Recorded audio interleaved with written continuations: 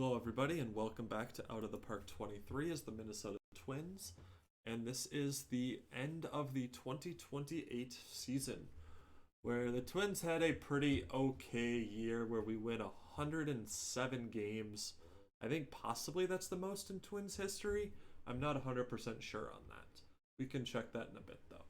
Nobody else in our division was good. 31 games ahead of second place. We clinched the division on September 3rd of this year. And yeah, that's sort of really all there is to say about that. Kind of looking at some of the stuff at the end of the year, our pitching staff, first in runs against, first. All of these firsts is insane. And that's not even with the defense being super incredible either. I'm curious about where our zone rating is, -1, very, very big problem that we're going to have to address. But yeah, obviously can't complain about that pitching staff, where you can look over here and see our highest ERA in our bullpen is 3.12 for Max Mayer, who was below 3 for most of the year. Starting pitching, Gomez, 158 innings of 2.38 ERA. Burns, 188 innings of 2.68 ERA. Neither of them will win the Cy Young either, which is unfortunate. But yeah, obviously very good years. Duran back to the super stud year. He'll probably win reliever of the year again this year. 231 strikeouts.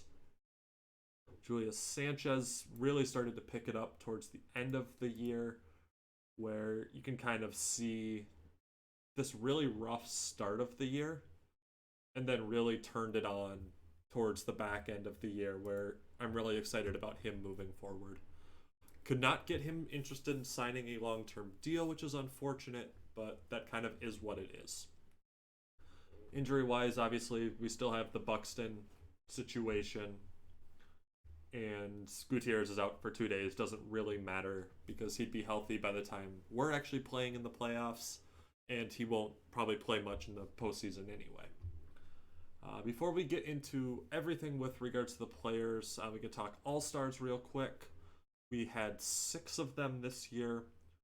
Corbin Burns makes yet another All-Star appearance.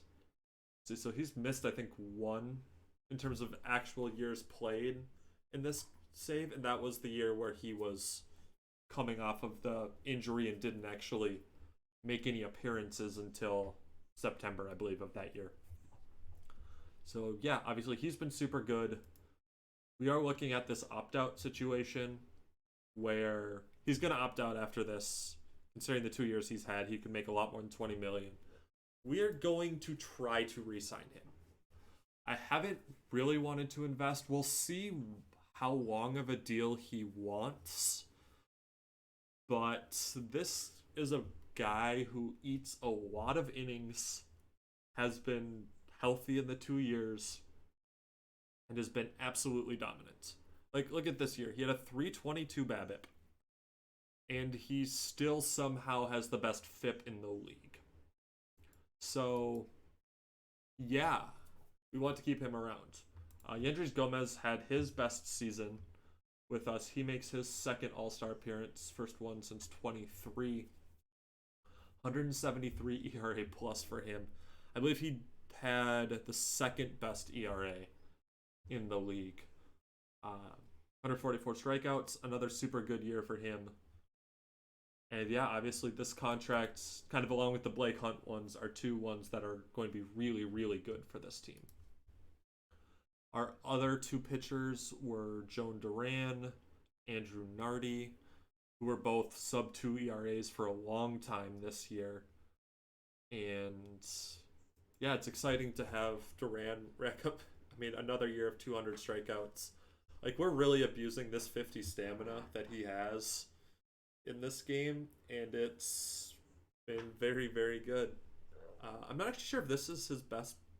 Yeah, 2022 was a better year by our WAR than even this year was. Man, I forget how crazy good this first year that he had was. The 1.5 ERA. Pitched just 93 games this year. Oh boy. Yeah, the back end of our bullpen, super good. We did have 2 hitters as well. Blake Hunt makes his third consecutive All-Star game. Another 4-WAR season for him. Again, super good contract.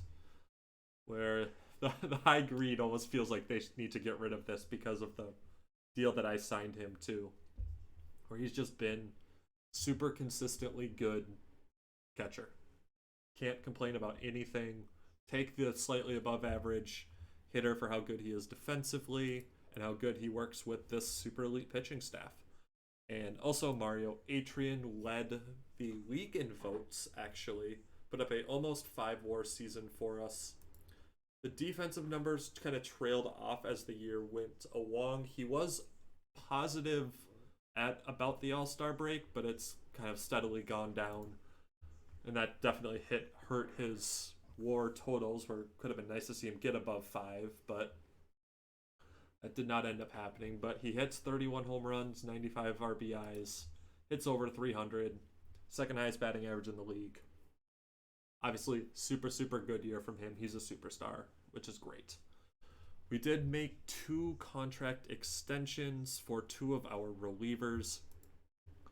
Andrew Nardi signed a 3-year, $21 million deal to continue to be my back end of the bullpen lefty, where a role that he's just been only very good at since we acquired him in 2023. So that'll probably take him through more or less what I think his effective career will be. The third year of this might not be as great at age 32, but we'll see. I haven't found a lefty I super love. Mazzucato ended the year pretty good, but he definitely had some stretches where he was ineffective. So I like having locked up Nardi. And we also locked up Colby White on a 3-year, $28.5 million contract. Third year's a player option that we kind of had to do. We promised him the closer role. I think there's a good chance he will get it because I'm expecting Karinchak to opt out after the pretty good year that he just had. So White will take over that role. I have arms that I like in AAA that I think can take over that role. So talking about, let's do our lineup first, because I think there's more interesting things to talk about other than this dude was good. So Adrian, we talked about, had a super good year. Royce actually almost catches him in WAR, even though just being kind of that league average hitter, because he's a superstar defensively. 13.5 zone rating at second base. Still has all of these numbers, are all really good. And I think there's a real chance that he's our shortstop next year. Because I have more people, I think, that can play second base than that can play short. And I guess let's just get into this problem right away of Carlos Correa's massive decline defensively. Where this is absolutely unplayable at shortstop. I didn't really want to mess with stuff during the year, but look at his fielding stats. 25 errors, just absolutely awful defensively. Reminder, he was the Gold Glove winner last year. Like, this is just crazy. Where, I mean, maybe it was just this back injury just murked him, but this is just nutty. Where it's just you can't play this guy at short. Problem is that he's under contract for 2 more years. So we have some decisions to make here. And the fact that he has a no trade clause is a problem. Because, yeah, we kind of have to make the call. Do we just put him in a backup role? I think that's probably what I'm going to have to do, is give him some reps at second base or something during spring training. Get him some reps at second and at third, because the arm is still decent, so he should be okay at third, and just have him be a backup for the last 2 years of this deal, because he's going to opt into this player option in 2030 for sure. There's no way he's getting anywhere near that kind of money at this point if he hits the open market. So yeah, I mean, that's going to hurt a lot, our kind of financial flexibility. I had forgotten about that no trade clause because I was gonna see, oh, can I package him with a higher end prospect to just dump the contract to potentially, then go after Corbin Burns to keep him around. But if I'm having to pay Correa $35 million next year to probably be a utility infielder at best, is problematic. So he did hit okay this year to end up with kind of right around that 2 WAR mark, but yeah, that's a problem. Jose Miranda has had another pretty good year, kind of chugging back along, leads the league in doubles for I believe the second time. Yep, did that in 2024 as well. Where yeah, I mean just another kind of pretty much this is what he's been. Is this kind of 3 to 4 WAR player pretty consistently on a pretty reasonable deal, I think. The money's going to start to go up, and we'll see if we want to opt into these 2 years. I think there's a pretty good chance that this one we don't take in 2031, but I think probably 2 more years of him is probably pretty reasonable. Kirilov has a pretty good year. Definitely there were some rough patches because he was at kind of like a 160 OPS plus kind of around here. And then it came down. Looks like it was mostly just September that was pretty bad for him. So overall, pretty good year for a designated hitter that gets to 3 WAR. You will definitely take. Looks like he led the league in RBIs with 113, hitting right behind Miranda, and Atrian will do that, where he was our cleanup hitter for most of the year. And this was maybe one of the biggest surprises, is Marcos Cabrera had an absolutely outstanding season where you can argue I probably should have tried to get him even more playing time. Not really much defensively, but hit the crap out of the ball, obviously. So, yeah, it kind of gets to the point even here where I was making him my starting third baseman, subbing in Collier more often against righties, and he was my third baseman against lefties for a lot of the year. Kind of after the Buxton injury, that's how we kind of made the decision to move some stuff around. That was the role that he ended up going into. So Collier we called up kind of about halfway through the year. Probably should have done it earlier if I'm being fully honest. But I wasn't thinking about, I guess before we really get into him, Tyler Ayers' flexibility is super useful here in that he sort of filled the Royce Lewis role of taking over in center field after Buxton went down. Because we tried out Luis Lara as my center fielder initially. That was kind of the plan, was I left Collier down in AAA because he hadn't really hit super well in the upper minors to that point, and I thought Lara was going to be a bigger defensive upgrade because he has the 70 range as opposed to only the 65 for Ayers. But Lara didn't hit super well and wasn't outstanding defensively. So I made the switch to having Ayers be my center fielder, hit better than Lara did, and do kind of about the same defensively. Okay, this actually got a lot worse towards the end of the year. He was like neutral to slightly positive for a while. So there must have been some issues towards the end of the year. I mean, no errors is really nice. Only makes 4 errors all year is really good. But overall, a pretty okay rookie season for Ayers. But obviously less WAR than Collier, who played 50 less games than him. So, yeah, I mean, both of those two have, I think, pretty decent rookie years. I mean, this is Cabrera's, I mean, I guess more or less rookie year for him as well, to be honest. He only played in 12 games last year and was awful. So, Arroyo kind of did his thing defensively. Gutierrez was, again, fine. What are we looking at for that contract? 1.8. That'll be an interesting decision for me in the offseason. Joshua Baez is, I think, the biggest concern point for me right now. of obviously he had the monster year last year, put up 4.4 WAR, was really good, hit 33 homers, but was awful this year. Um, though really, so the couple things with him is there were a couple of injuries, where the one that we talked about before, the sprained knee, right away, where he missed 6 to 7 weeks, but then he also got this strained hamstring that he more or less played through, but was obviously not super as effective during it. Where it got to the point where we did put him on IR. Where really, if you look at this, it's these 2 months, really, but especially July, was where he was just awful. And you'll notice that this is not injury related. Of this is he's been back for this full month of June, was kind of fine, was awful in July, and then has the injury in mid-August. So you can sort of understand the end of August him not playing well, but this is just absurdly bad month for him.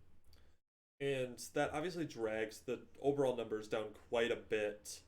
Where if you take that out, he's probably a 100 to 110 OPS plus, which is fine. He's above average defensively, but not nearly to the level that he was last year, probably because of the lower body injuries that he had. But that creates an interesting question for us next year. Oh, okay, this actually has dropped a lot to the point where this is, okay, not actually much of a question. We'll take him back for that. But this ARB estimate for a long time was sitting at 4.4. Like, it didn't drop right away. And at 4.4, that would be a lot of questions. But I think we'll take it back on that because we didn't have anybody really step up. So Henry Ramos was kind of fine. But I'm guessing he was not great defensively, yeah. That's pretty bad in right field. He was decent enough in left. But yeah, the range is just not good. I mean, he's an even worse defender than Atrian. So that's kind of problematic, not having the superstar in center field range-wise.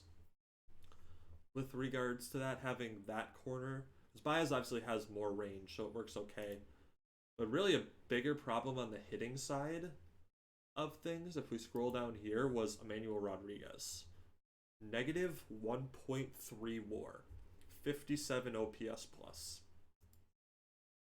Defensively, negative zone rating, barely positive efficiency in left field.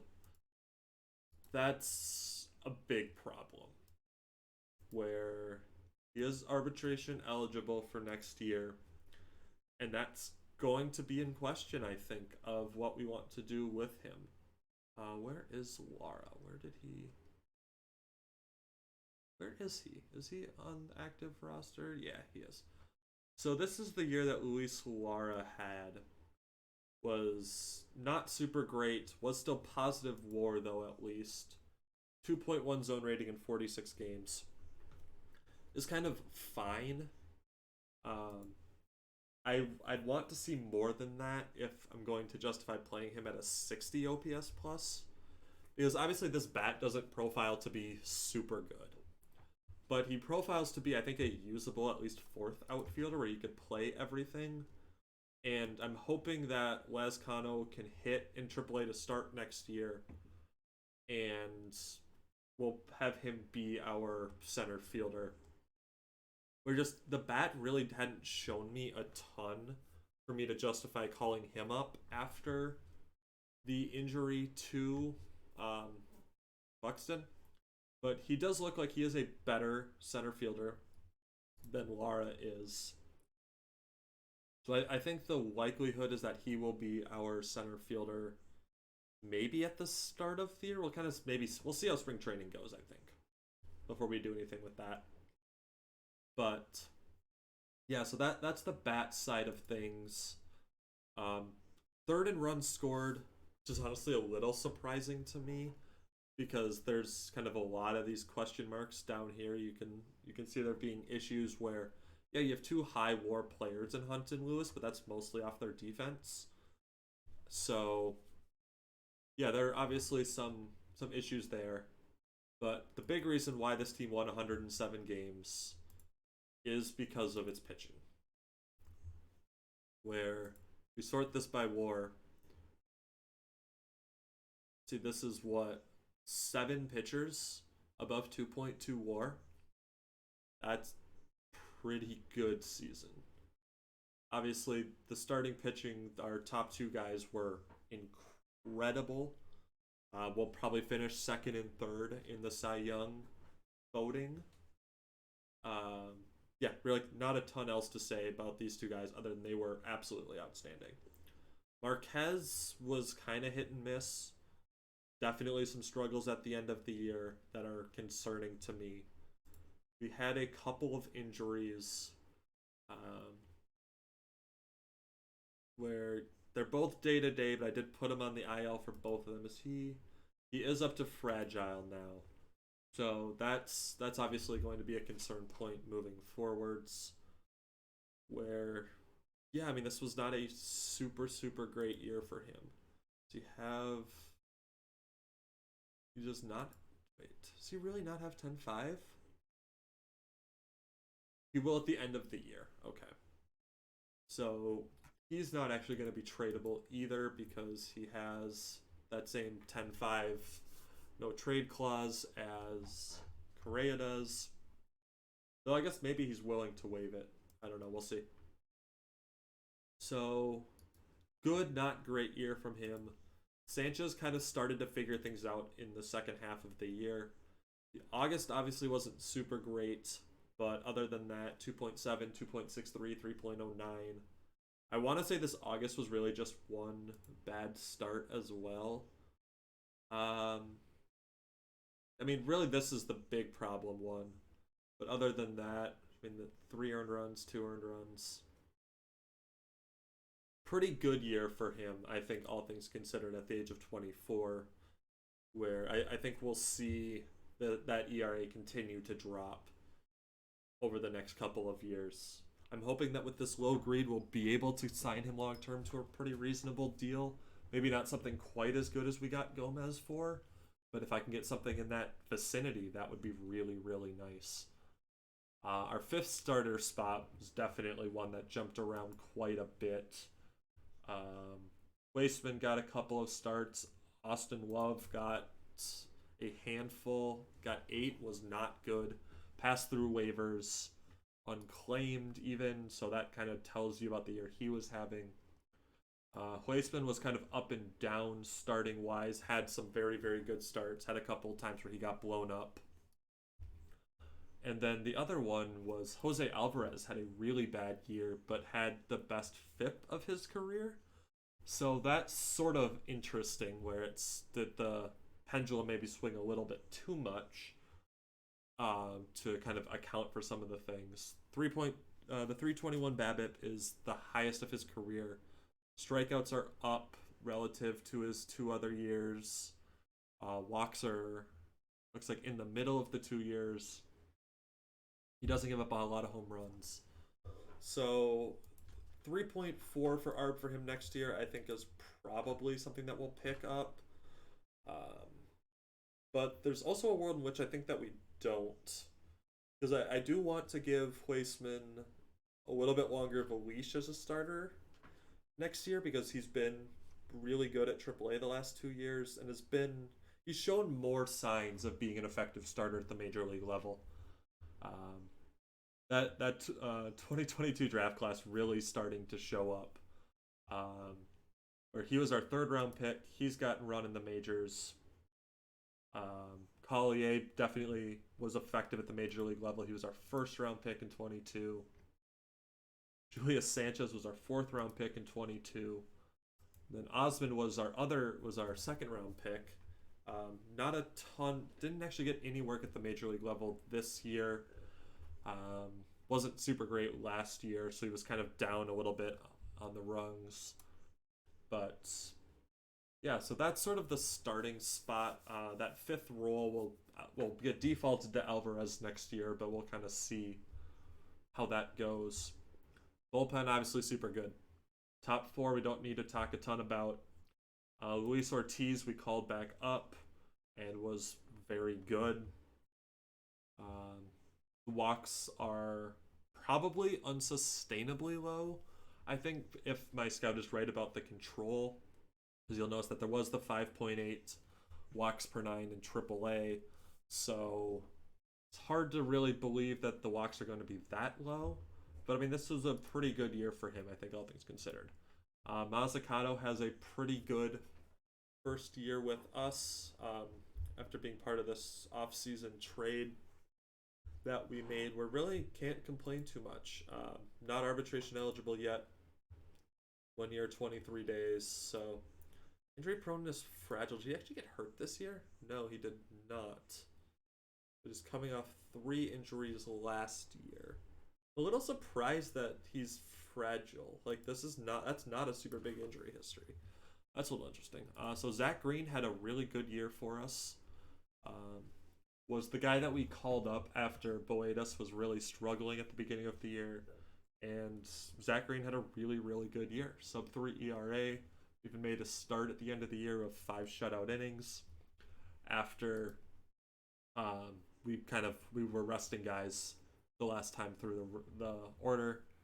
But really, I think the biggest name to talk about here is Victor Medeiros, our 2023 second round pick, where he made a real big jump in July of this year, where he jumped from kind of that 45, where he was sort of on the radar of potentially being a guy that was maybe kind of next up, or maybe 1 or 2 more people before he would get the shot. But then I got this notification, I think on August 1st, I believe is when that happened, of when I saw this. And I was like, well, you're now a 65 overall reliever with very good stuff. We're going to call you up and try to get use out of you at the end of the year. This is that 55 stamina. This is the Duran type of usage. And got 38 innings of 1.16 ERA out of him. The BABIP is probably lower than I should expect, but this is just a stud reliever now, just an absolute stud. And arbitration will, because of the fact that he doesn't start until that late, he'll be arbitration controlled for, even with the lowered arbitration now, probably through age 32. So that's really nice, where I probably won't have to worry a ton about doing much contract-wise with him, and he's just going to be a really good reliever for us. And then Max Meyer pitched 69 innings out of the bullpen for us. Very nice usage rate there. I definitely had concerns coming off of the rotator cuff strain, where he missed a good chunk of time, but was pretty effective, I think, coming out of it. Where the end of the year, let's see, when did that injury? No, not history. Injury history. Okay, so that was, I guess, August and September. So, obviously, this is, I guess, 7 1/3 innings. It's hard to really make a huge judgment off of that. Let's see. Major League Baseball. So I guess this is 2 appearances after coming back. Gave up a run in one of them, inning in a third, shutout in the other. But yeah, this wasn't actually him giving up the run. It was 2 walks, and then somebody else must have let the run come in. So that's where we're looking at there. The pitching was really good and was definitely the backbone of the team, which gives me a lot of faith going into the playoffs. Of having that super good pitching staff is really how you win in October. Especially because we can get our 4 wins, even if Sanchez and Marquez completely are not good in the playoffs. You can still win your 4 games with these 2 guys plus this bullpen. 2.62 ERA for my bullpen on the year. Don't need to say a ton other than that. Very good year for the team. We'll go into the playoffs. I haven't actually looked at this of what the playoff tree sort of looks like. We'll get either San Diego or Houston in the division series. Orioles in the playoffs. The Dodgers are back in. The Cardinals are probably our biggest threat to win the World Series. They win 102 games this year. Sort of similar divisional thing as I ended up with. Oh, that's unfortunate. The Guardians did fall out because I was going to try to make that deal for Jose Ramirez, but they were still very much in the midst of being a playoff team at the trade deadline, so I couldn't really pull the trigger on that. But you could. It looks like it was kind of right here. This looks like mid-August. They just were awful. Um, Good to see Jacksonville kind of pick themselves back up a little bit after the last couple of years have been rough. Looks like Torkelson did have another really, really good year to help them offensively because the pitching wasn't great. Oh, hey, old friend Hayden Wesneski is starting for them. It looks like I definitely made the right call on keeping Gomez instead of him. Nationals won 98 games. Yeah, I mean, this is obviously, their offensive numbers look a lot like my pitching numbers. Looks like they have better bullpen this year. I mean, there's definitely a chance that we have a rematch with them in the World Series next year. Yeah, so that's the what happened in this year. A super good year for the Twins. Definitely some concern points. I think that we'll see if they get exposed at all in the playoffs. We'll have to figure out what to do in the offseason with some of these guys, but that is for another day. I hope you guys have a good rest of your day, and I'll catch you in the next one. Bye.